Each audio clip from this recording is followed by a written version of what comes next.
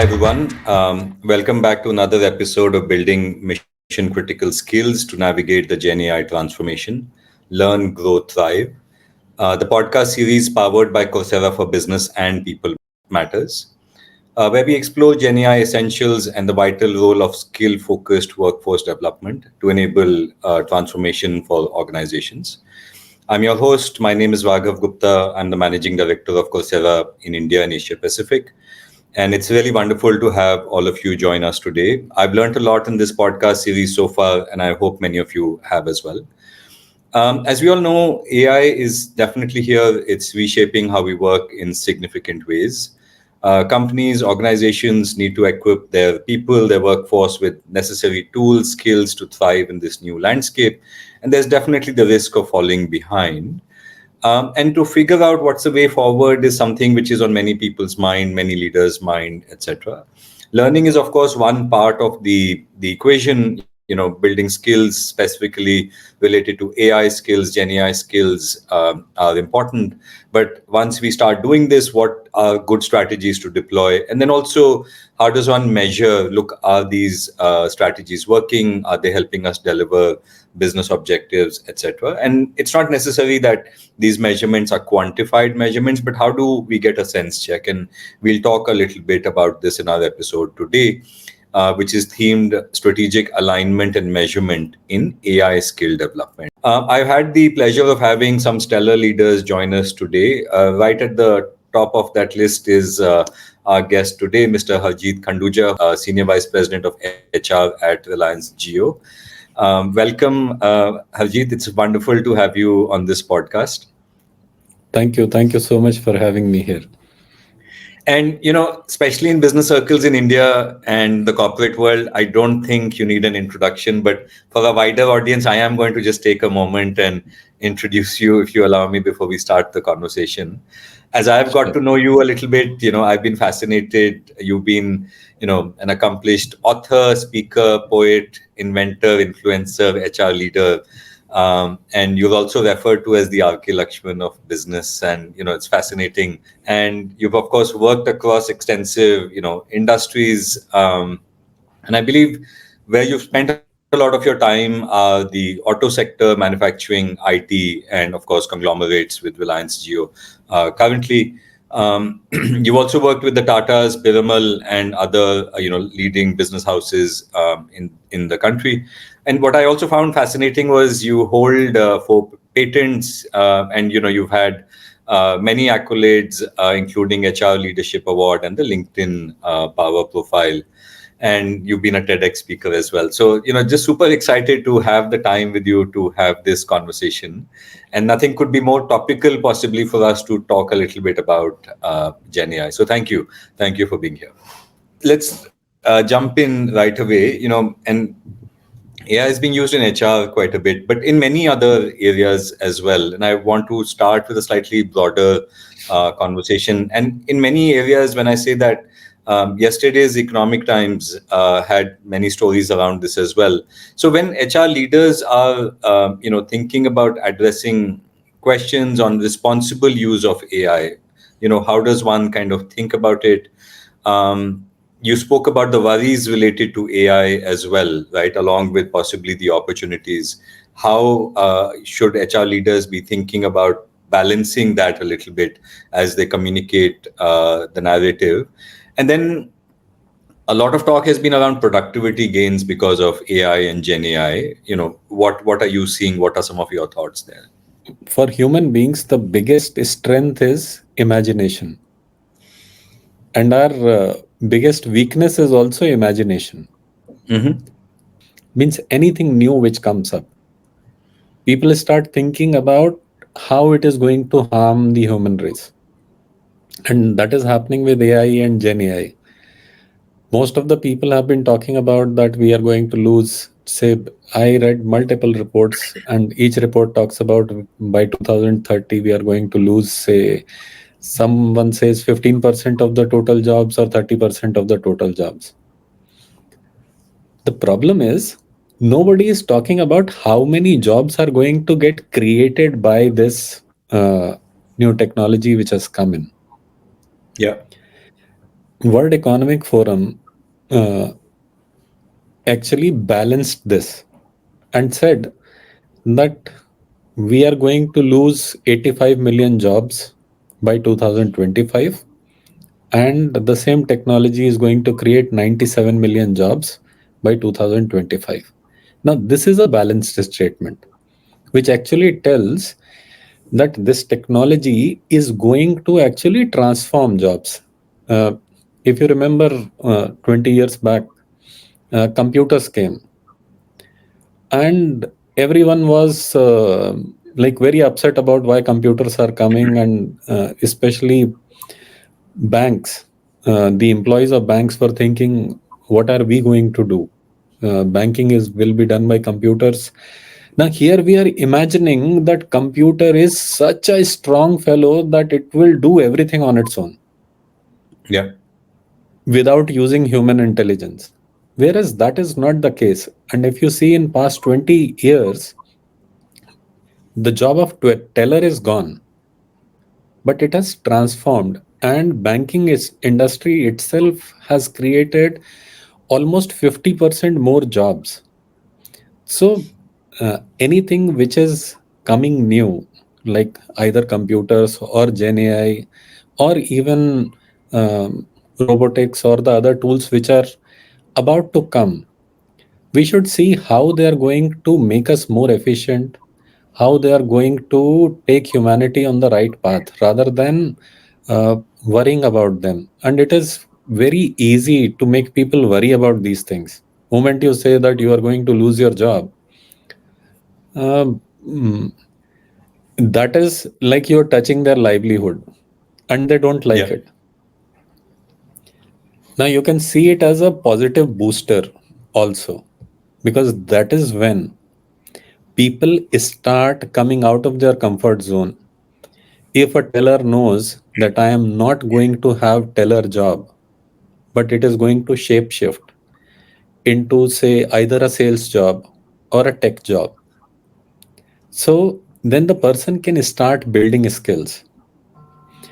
And this uh, so maybe this is the reason why society wants these kind of narratives to go out, so that people come out of their comfort zone and enhance their skill set. And if they enhance their skill set, the jobs which are getting created, those jobs are going to benefit the individuals who are losing these jobs.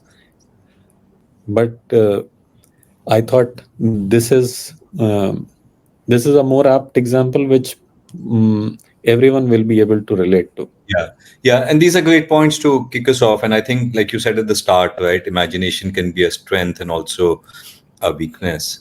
And I'm not sure if I'm getting this right. And I think Bill Gates said this, and I'm paraphrasing a little bit, but the impact that new technology can have is often overestimated in the short term and completely Hmm. underestimated in the long term. And Gen AI specifically has been a technology that has been adopted by a regular human being as opposed to just a technical human being so quickly that there is a lot of noise possibly, and a lot of it is real as well, I'm sure, but the opportunity and the challenges in the near term are possibly being talked about a lot, while we might see some of that settle down a little bit as we get deeper into this. But it does seem like this is a technology of our times, and it will have large long term impact on society in general.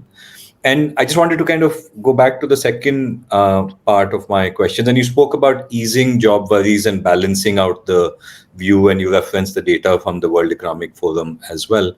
In the second part of that discussion as well, in terms of job performance, productivity, how can some of this technology help? What are your thoughts there?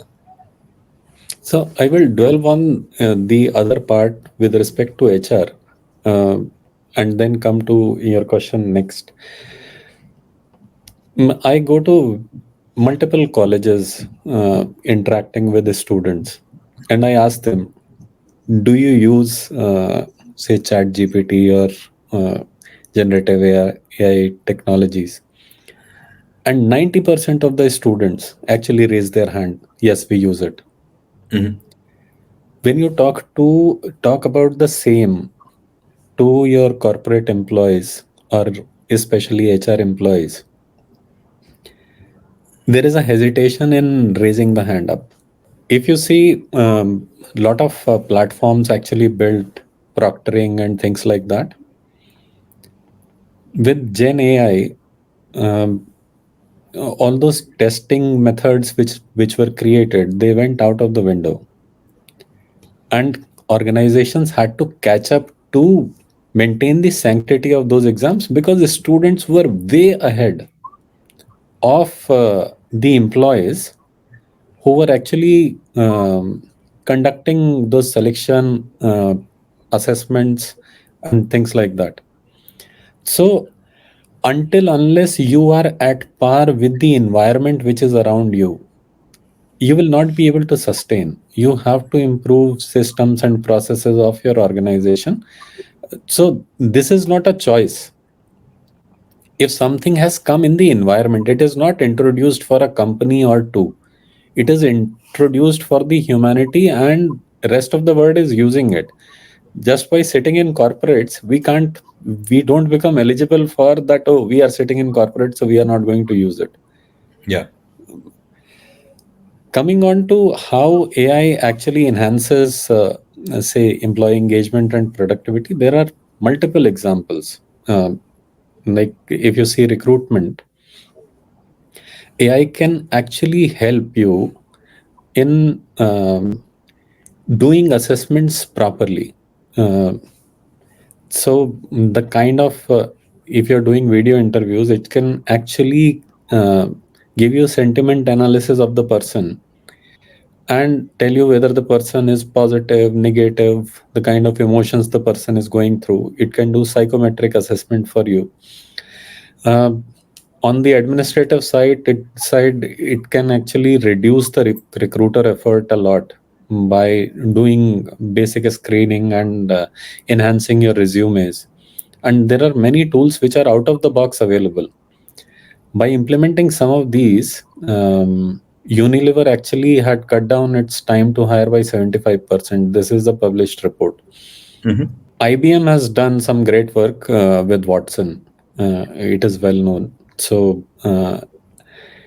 Watson has a career coach uh, through which it creates customized, say, career paths for employees.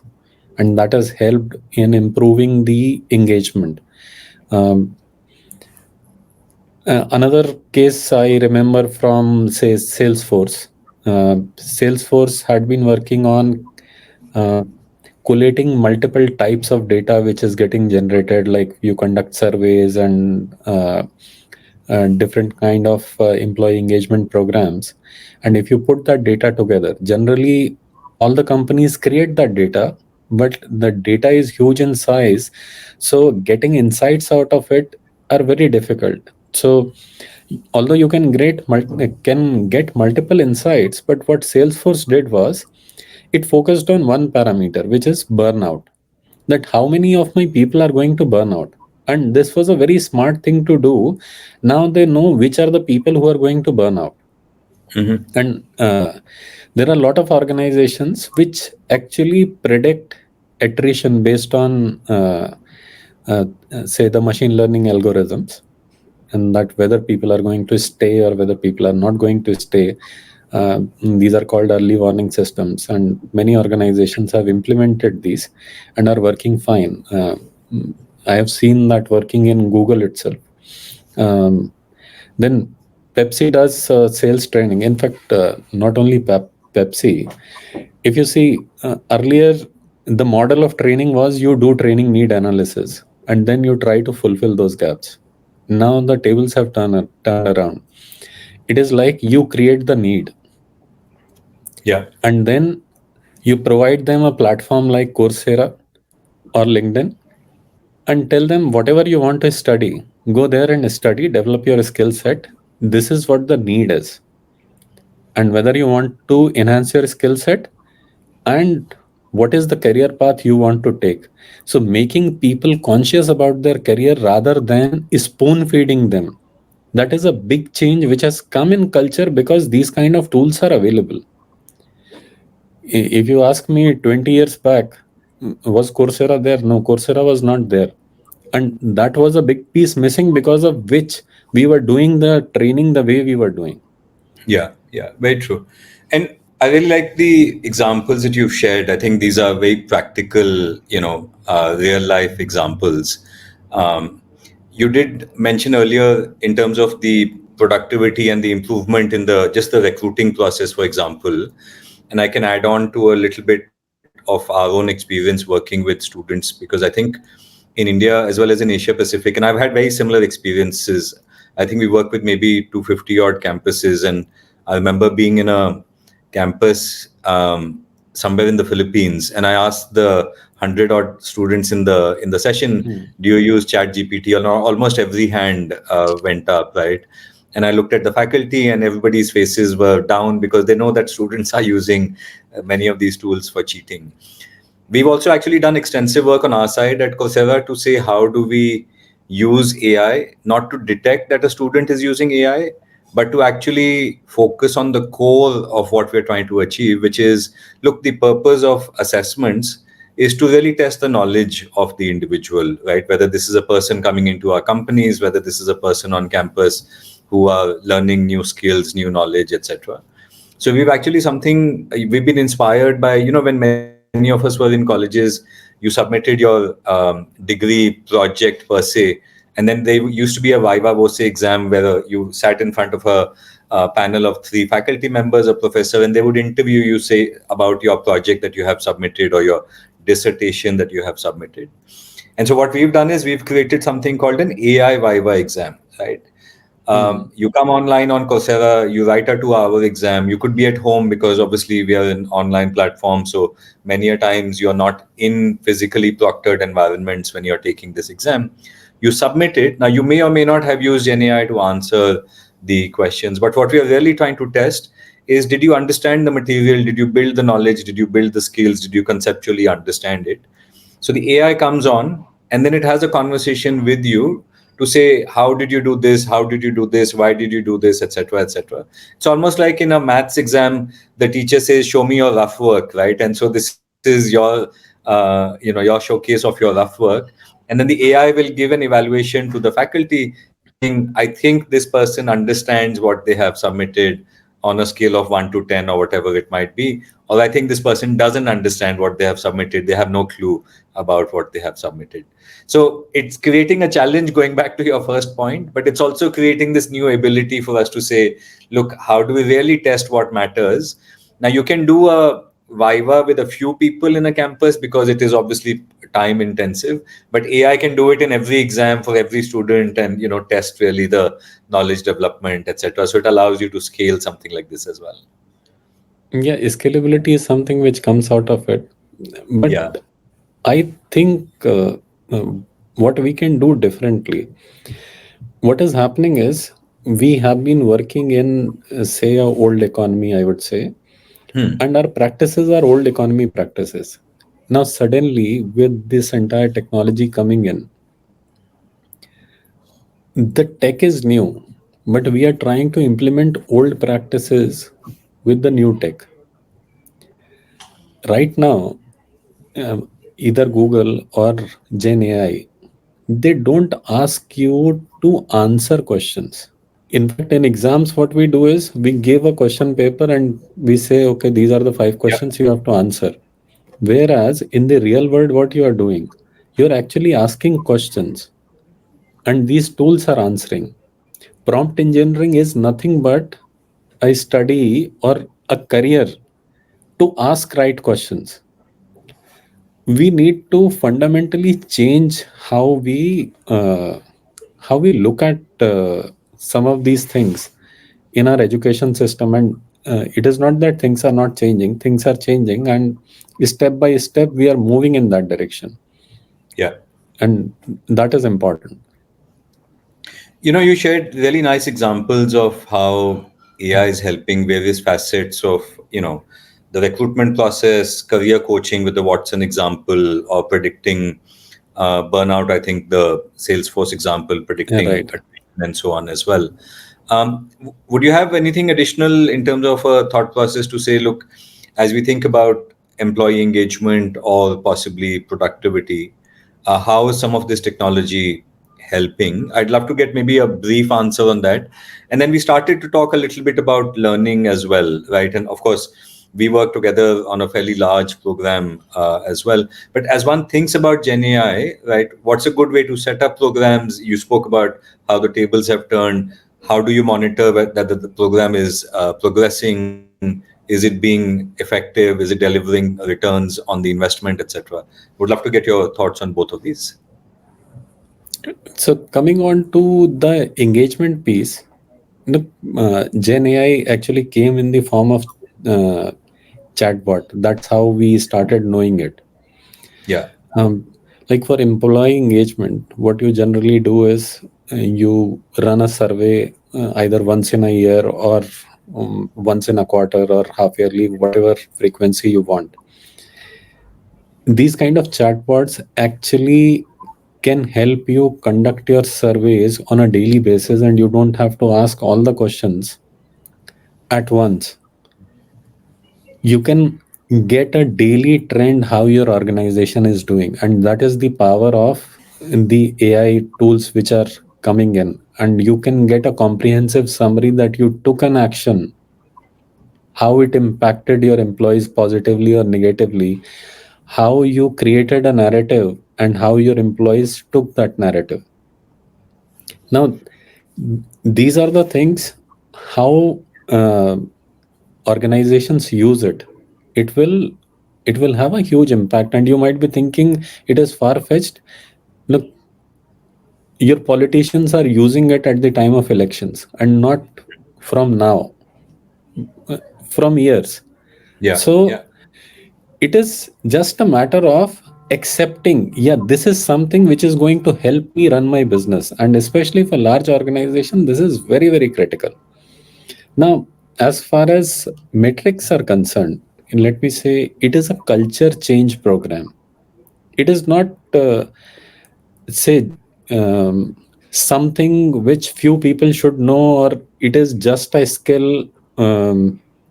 Maybe the people who are creating Gen AI, this is a skill. For the users of Gen AI, it is an Mhm. essential skill. It is a life skill now. If you are going to work in corporates, otherwise you will not be able to sustain, because this is a tool which is going to bring efficiency in the way you are doing things. Earlier, people were writing things. There were books, and then Excel came. Yeah. Excel changed the speed of the processes. Same way, Gen AI is going to change the speed of the entire processes uh, which organizations are following. And when speed of one organization changes, other organizations follow suit, especially your competitors, and the whole environment changes. So instead of seeing it as, uh, say, a skill development exercise, we should see it as a OD exercise or a culture change exercise, which are going to give you bigger benefits. When you move hockey from a field hockey to a mat hockey, the speed of the game changes. Yeah. It is something like that which is happening right now. Hmm. Now, how you measure whether it is going to help you? Uh, you define that, suppose you are putting a Gen AI chatbot in place, and if you put a Gen AI chatbot in place, what is that you're looking for? Uh, you're putting it for, say, customer loyalty or customized customer interactions, and you want to generate more sales, or you want to increase the retention of customers. What your objective is versus that, whether you are able to achieve that or not. I will tell you a story. Uh, one organization implemented referrals, and Okay. the HR head actually convinced the CEO that if we implement referrals, we are going to save cost, because we are paying whatever we are paying to consultants, we are going to pay half of it. Um So after 6 months, the CEO called the HR head. So how much did we save? Hmm. So he said, sir, frankly speaking, we did not save anything in Hmm. past 6 months. But what we have seen is after doing referrals, the retention rate has improved. Now, if you see here, you targeted for one thing, but you Yeah. got a different benefit altogether. So many a Yeah. times it will not happen what you are eyeing for. You will exactly get that as output, but you are going to definitely get a benefit which is going to help your business. So Yeah. when you are approaching Gen AI, this is how you should be approaching Gen AI and Gen AI training rather than doing it as skill training and trying to measure, say, one benefit at a time out of this.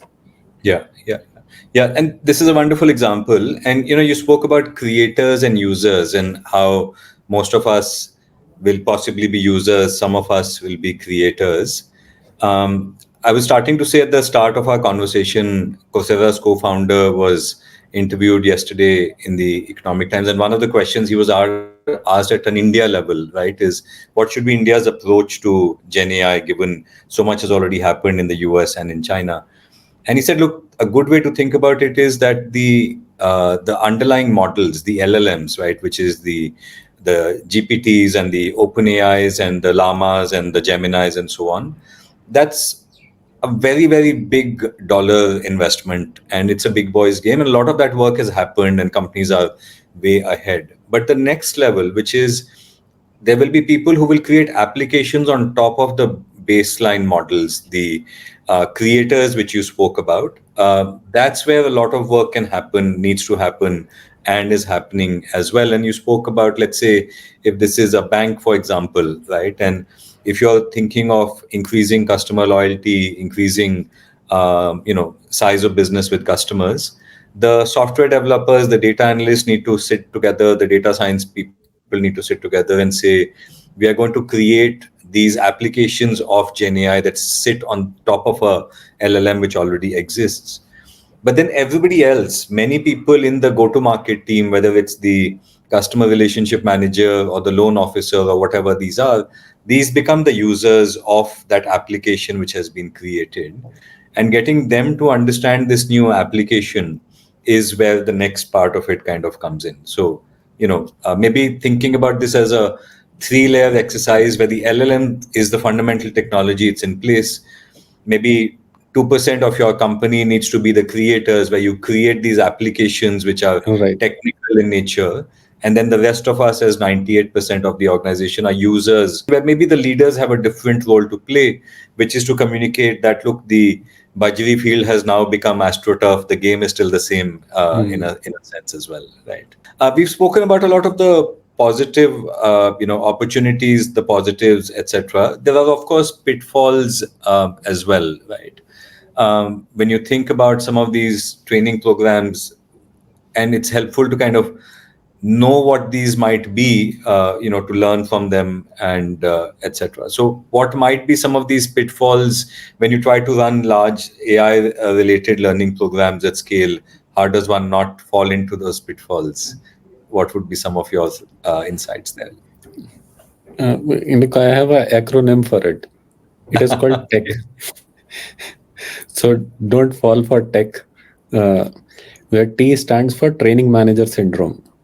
Okay. So there was a company which used to have a training manager whose job was to attend all the trainings which happen in the company. Okay. So that's not the job of a training manager to attend all the trainings which are happening in the company.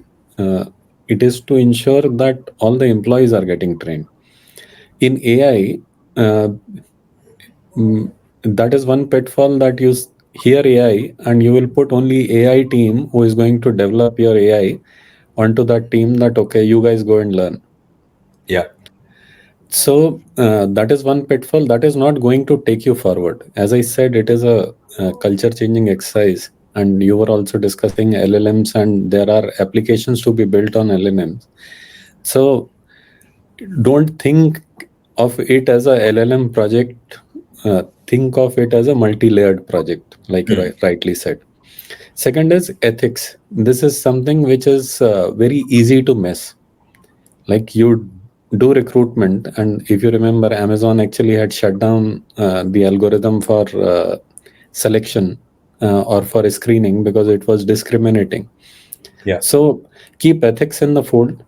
Third is this is not a one-time exercise because technology is changing very fast. So this is um, continuous learning which you have to focus on because you see the tech in AI, the models which were used earlier. Uh, uh, the current models are totally different from the models which were the base work for AI. That is C, and fourth is habits.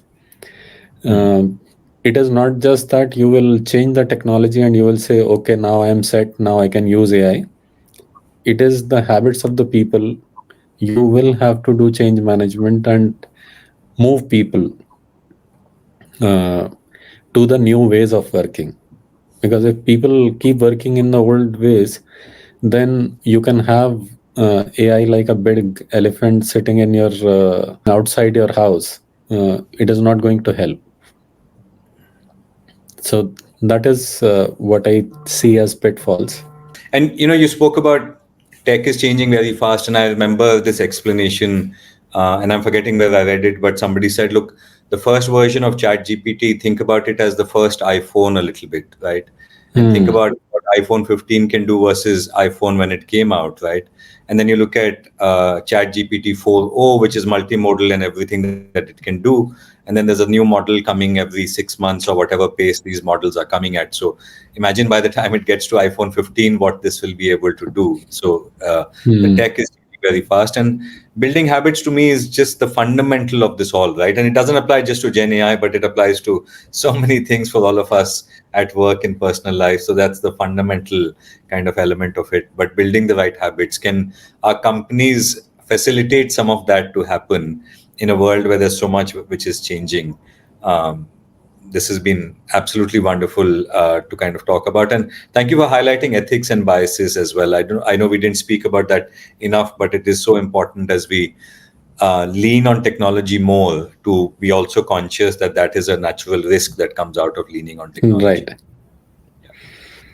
Any last closing thoughts? I mean, I've really loved the conversation, but before we close out, for a lot of folks in our audience who are learning leaders, HR leaders who are thinking about Gen AI programs, any last closing thoughts that you'd like to share? Look, Gen AI is a concept. Generally, people think that the only tool available is ChatGPT. But if you see, it is coming in our way of life. You open any app, uh, you go to Canva and you want to draw something, it actually gives you a magic editor. You go to Adobe Firefly, they also have a module using AI. You go to Coursera, Coursera is also using AI. Like anywhere, you open Facebook, Instagram, anything you open, AI is around you. You can't avoid AI. So it is better to embrace AI and start using it. Till the time you don't use it, you are scared of it, or maybe you have some inertia. It is it is Newton's first rule. So first push you only will have to give. Once you give it a push, nobody will be able to stop you, and you will become a better person. Wonderful. Thank you so much for sharing. It's been an absolutely spectacular conversation, Harjeet. Thank you so much for joining. I do want to say to all the viewers that I hope you've enjoyed the conversation as much as I have. Thank you for joining us, and we look forward to having you join us on our next episode. We'll close with that, but thank you so much, Harjeet, for all of these wonderful insights. Thank you. I also enjoyed the conversation. It was insightful.